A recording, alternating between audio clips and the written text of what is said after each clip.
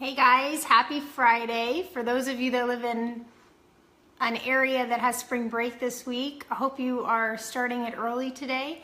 My girls are home, so I'm excited about that. They're taking a chill out morning, so we're looking forward to just kind of hanging at home and doing some small things during spring break. No big trips, just a little bit of fun, but no big extravagant things. We're gonna save that for over the summer.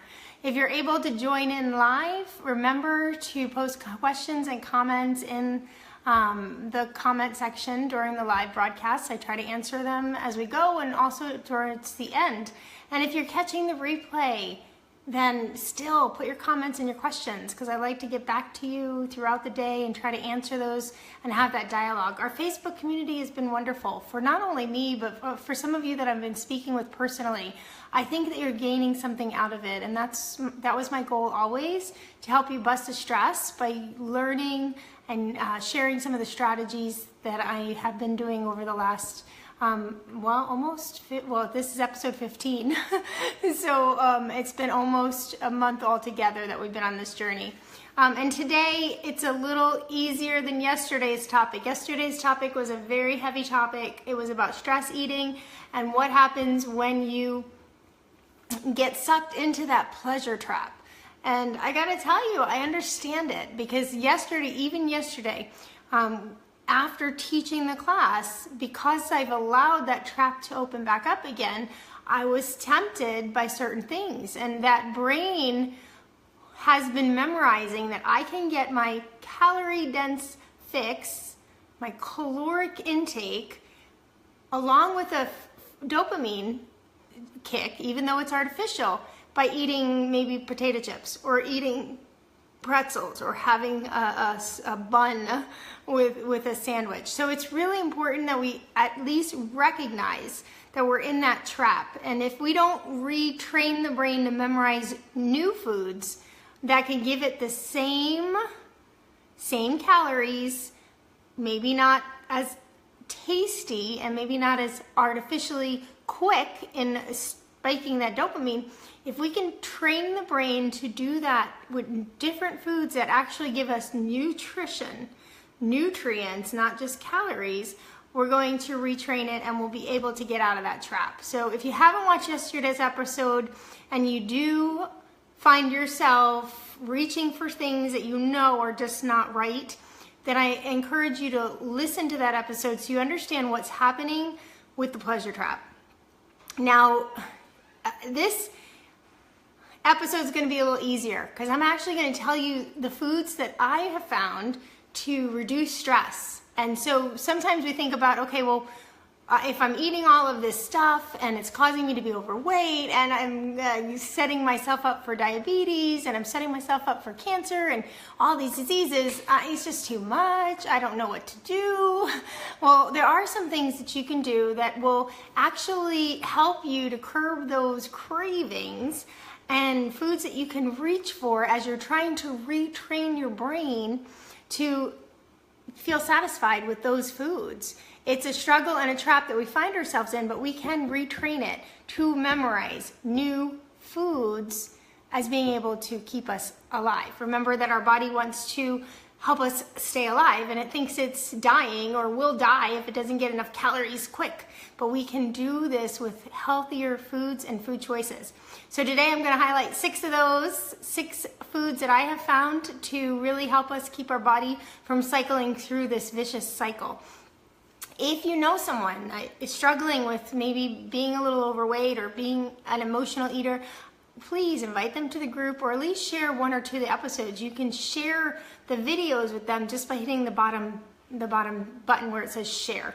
Okay. I'm going to start with telling you that I know this information, but it is hard when you get yourself in that cycle. In my stress book, I go over these 6 foods really in depth with some recipes and things that you can use, but you can do whatever you want with them. It's just a matter of reaching for them instead of reaching for the potato chips and telling your brain, I'm going to live through this if I reach for a whole fresh potato instead of the 2,500 calories of chips that are laden with the oil that's going to spike it. spike my dopamine. Okay, so the first food is blueberries. Now remember, we're looking for whole food that are not processed. That's what we're trying to retrain our brain to believe. And if we can train it to think that it can eat the blueberries, and the blueberries will give us calories and will give us a dopamine spike naturally, it may take a little longer for our brain to believe us, but if we keep doing it and doing it, it kind of trusts. And then that's when we can get out of some of those cravings, because we're giving it something. It will remember that, okay, well, it did have some calories. It did help me a little bit and made me feel good. And if it remembers that happens with blueberries, then you're gonna actually retrain it to think, okay, I can eat blueberries. I don't need blueberry pie, okay? Blueberries are really easy. I add them in the morning to our smoothies. Good morning, Susan. I put them on top of salads. It's, so, you know, you can eat them fresh out of the bag. It doesn't matter how you eat them. The reason why I choose blueberries as one of my top 6 foods for fighting stress is because they're so high in antioxidants. And people that have this a natural immunity usually have high levels of antioxidants that have these natural killer cells in the body, and they go around and kill the bad stuff. And we want to make sure that we have that extra layer of protection. Remember, when we're stressed out, our immune system will slow down so that we could be in the fight or flight mode. So we need a stronger immune system if we're living a very stressed life. And blueberries will help us with that because they're so high in antioxidants. So throw them in your smoothie, put them in a bowl, eat them fresh, but really try to get at least, you know, a serving of blueberries a day or every other day. Just try to use that as your go-to snack instead of the chips. It will not be easy at first, but it will be something. If you get into that habit, the brain will start to say, oh, okay, go get me those blueberries because they helped me last time. All right, in a Loma Linda University study, I want to share this because it's a simple fix to our afternoon snacking that we usually do when we're stressed. In this study, they gave participants a half of avocado at lunch with whatever they were eating. There was no change in what they were eating, but they added just a half of avocado. And remember, we can start by adding foods and retraining the brain to think that, okay, that food did supply me with what I needed. Well, the half of avocado that was added in this study to the lunch participants actually did spike that dopamine, and it was being recognized by the body as filling because it cut down snacking by 40%. So people that were actually eating that half of avocado snacked 40% less after lunch. Well, of course, because the dopamine was spiked naturally. There's about 160 calories to an avocado, so the brain was registering that it was meeting its needs. So it was easy to do with that avocado. And remember that an avocado is going to be a lot more nutrient dense than any, potato chips or any kind of snack food. So the body was filled with those nutrients and wasn't seeking other things to satisfy that need as well. So, okay, throw a half of avocado in with your lunch. Throw it on your salad. Eat it raw, just right there on the plate. Just get it in, and you might stop some of those curb some of those snacking needs afterwards. This journey is about, slowing down some of those reactions that we have when we're stressed out, and we have to learn how to relax, make choices that are good for us, and that will help. Okay, the next food I want to share is pistachios. See, the simple act of having a shell of pistachio is relaxing. It kind of slows you down. We can sit with a bag of pretzels or potato chips, and usually we just do one after one after one because it's really simple, right? And remember, that brain is looking for food that can get in fast and fix us fast. Well, if we slow it down and we have to actually shell the pistachios, we're going to be able to kind of bring out a little length in the time that we're eating. Of course, you can't get as many pistachios in as you can potato chips when you're having to shell them. So you're going to not have that over calorie number that you're supposed to. So I recommend pistachios, taking those as a snack. And you see them, they're at Publix, like a bag for $1. grab a couple of them, throw them in your lunchbox. And when you feel the urge to grab for something quick, remember the trap you're in. It's not really that you're hungry. It's not really that you need it. It's because the brain is looking for a quick fix. So grab the pistachios instead. Take some time. Work it into your break. Make that your break. Go outside for 5 minutes and shell that little bag of pistachios. And just even use that as your silent meditation time if you have to. That act of shelling and eating pistachios will slow you down. Okay, another favorite, and of course, if you know me, you know I love to grow leafy greens, but there's a reason for that. And leafy greens actually contain folate, which naturally produces dopamine. Remember, the brain's looking for that good fix. It's looking for dopamine. So we can actually get that from eating our leafy greens. It's not the artificial production that we get in refined foods. It's the natural production of it that we're getting from the folate and the leafy greens. The dopamine from real food is simply a better way to find pleasure and to have less tension. So if you eat the whole leafy green, you're gonna have that feeling. It's gonna take a little longer, and that's why we have to train our brain to do it. Remember, we said yesterday we'd have to eat 20 pounds of lettuce to get to that feeling that our body has enough, or to tell our brain that we have enough, and normally we're not gonna do that. But if we continue to just, okay, add a little more, your brain will memorize that it does actually supply me with what I need, and I don't need to get those 2,000 calories in one sitting. I could pace it throughout the day and it will be okay. Our bodies are trying to do it in one sitting because they don't know when, ancestrally, if that's even a word, our bodies didn't know when we were gonna get our next fix. So it tries to do it in one sitting. And it will do it with the bread, it will do it with the chips, it will do it with anything but salad and lettuce and kale. So it'll take a little while to retrain your brain. But if you continue to eat portions of leafy greens and you're getting that dopamine kick and you're getting the nutrients, your body will start to believe you that you can survive and you won't die. And that's, of course, where we want to be, right? We want to eat good nutrition, nutrient-dense food so that our bodies can actually at the cellular level be healthy and not just try to get those quick fixes.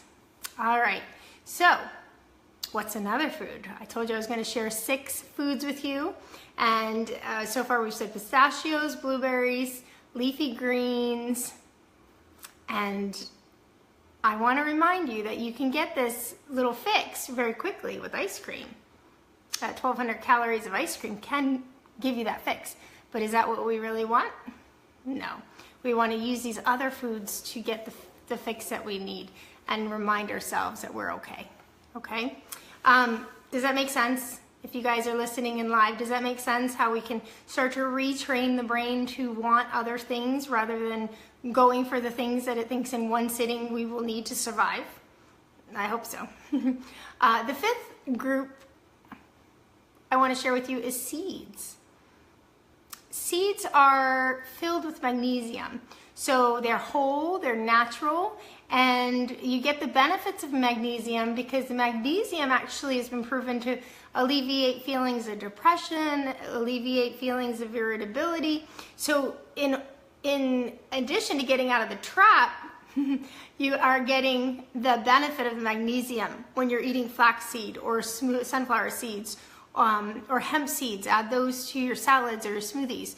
You can get that feeling, that good feeling naturally from something that carries little calories. So again, you have to train your brain to know that you're going to live, but you actually will feel better from adding seeds to your foods. That's pretty cool, right? All right, so Janet says absolutely. So that's good. You understand the concepts that we're talking about today. All right, now the next one that I'm going to share with you, I feel like I forgot one though. Blueberries, pistachios, awesome, Susan, wonderful. Seeds, leafy greens. This is terrible. I'm going to share with you the 6th one.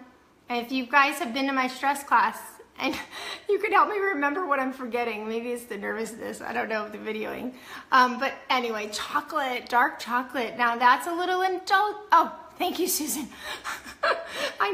I feel like I needed a little help there, so appreciate that. Avocado, good, you're listening, avocado. Okay, we're gonna go over it again. Avocado reduces your snacking by 40% if you add a half avocado at lunch. Seeds add magnesium, which have been proven to alleviate feelings of depression and irritability. Blueberries, high antioxidants. We want to build that immune system, because if we're stressed out, our immune system's on the back burner, and we need a stronger immune system if we're a very stressed person. And pistachios, because just the act of shelling them relaxes you, and it gives you a longer period of time to snack. And then we have, of course, the leafy greens, which give you nutrition, amazing nutrition, and it will actually give you that dopamine, the natural dopamine, because of the folate in the leafy greens. And the last one is the dark chocolate, cocoa. The benefits of cocoa, the cocoa bean, along with the taste of a piece of chocolate, kind of are amazing together. It's like this, you know, I don't want to call it a perfect food, but a lot of people think, chocolate. So, but if you're going to choose chocolate, if you want to eat chocolate, you want to go for dark chocolate, at least 70%. You know, it's okay once in a while to have a treat, but remember what's happening if you're tricking your brain back into that trap. If you have a lot of, you know, of course, milk chocolate would have the dairy in it. That's an artificial dopamine. But dark chocolate, a good quality real cocoa, will actually help trigger the vessels, the blood vessels, to relax and lower blood pressure and improve your circulation. A good quality cocoa. So you want to make sure that if you're going to eat some chocolate, it's dark and it's at least 70% cocoa, real cocoa. So where do you start? You start by adding. You start by adding these foods. You start by delaying grabbing the snack food. And in that moment, remember we talked about when you go to grab the snack food, remind yourself, I'm not hungry. I'm not going to die right now. Why am I wanting that fix? Is there something that triggered it? Is there a stress situation that just happened? And see if there's any patterns to that. If every time you feel like you want to go grab some potato chips, it was right after one coworker came in, it might be a sign that there's something wrong in that relationship, or maybe in that situation that you have to address. Because you don't want to have to feel, you don't want to try to be going for a dopamine fix every time that person comes in the office. So you want to fix that. You want to fix that situation. So try to delay it. Ask yourself, was there something that triggered me wanting to feel good after the situation? And then 2, start to really say in that moment that you're delaying, okay, is there something I can go for instead of that potato chip right now? Can I grab an apple? Can I tell my body that, and start to help it rememorize that an apple will help me as much as the potato chip will. It may not taste as good in the beginning, and it may not be as fast in the beginning, but if I retrain it and rememorize it, I can start to eliminate the need for the potato chip, because it will remember the apple did the same thing. But we have to sometimes help ourselves. We have to get out of that trap. Keep going. That's all we can do. It's a journey and it's not perfect. But if you know about the trap and you know what can help you, what the refined foods pull you back into that trap, then hopefully you'll do better. And I got to tell you, when I was first diagnosed, I worked out of fear to be out of this trap. I was gluten-free, whole food-based eater for perfectly for 2 years. And once you do it for a little while, it gets easier and easier. And I didn't really miss any of it. I didn't, because I started to get satisfied with the good whole foods. But then there was this one day, 2 years later, where we were at the Olive Garden. I felt like I had made it, like I was strong. And my mind was triggered by some old smells and emotions. And then it happened. Bernie ordered the Zeppeli, those Zeppeli donuts with the chocolate and the raspberry sauce. Oh, it sucked me right back into that trap. It's a trap, and that moment, my brain enjoyed that treat. It was like a light bulb went off in it, like, oh, yummy, this is like 3,000 calories. It's exactly what I need in this, to live, and that dopamine kick. And then the next days after that, it was like instantaneous. My brain started to remember that feeling that it got when it ate that junk, and it went for it again and again. It was hard to get out of the trap. And I gotta say, it's still, that moment in time made the trap happen very regularly. And it's still a little bit of a struggle. I told you yesterday, it was like 50% when I really looked over what was happening.